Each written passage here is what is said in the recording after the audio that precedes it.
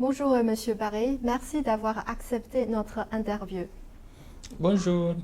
En 2018, en tant que chargé d'affaires de l'ambassade du Burkina Faso en Chine, vous avez participé aux préparatifs de l'ouverture de l'ambassade. Et depuis, vous avez été témoin du développement continu entre les deux pays. Pouvez-vous nous présenter les principaux projets en cours entre les deux pays?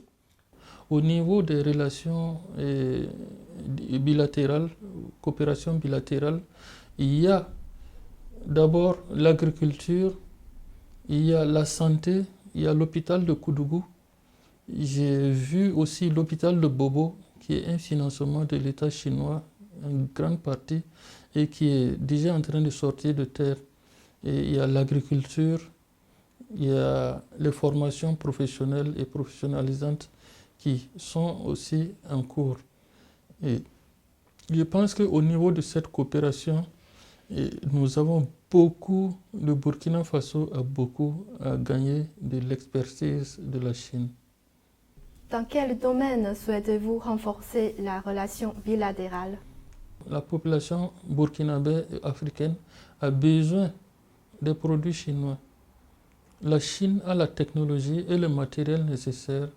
L'Afrique a les opportunités nécessaires pour avancer. Et donc, c'est de coopérer ensemble. Et au-delà de ça, nous avons besoin de technologies chinoises pour les infrastructures, l'éducation, la formation, la santé et tout ce qui peut contribuer au développement endogène du Burkina. Et en la matière, la Chine est à féliciter. J'ai visité près de 13 régions de la Chine pendant 5 ans. J'ai visité beaucoup de provinces. Le développement est partout en Chine. Les infrastructures sont partout. Cette année marque le 10e anniversaire de l'initiative La ceinture et la route. En 2021, la Chine et le Burkina Faso ont signé un protocole d'accord de coopération dans le cadre de cette initiative. Alors, selon vous, quelles opportunités présente-t-il pour la relation bilatérale? Nous saluons vraiment cette initiative. Et franchement, ça permettra de désenclaver et de faire une mondialisation, au niveau international, de faire une mondialisation objective et réelle, pas chimérique, virtuelle. Voilà, mondialisation mondiale. Au moins, voilà des initiatives qui rapprochent les peuples à travers les grandes voies. Par exemple, l'initiative de la ceinture et de la route permet de construire de grandes voies. Par exemple, de Djibouti à Dakar. Ça, c'est traverser l'Afrique de l'Est, d'Est en Ouest.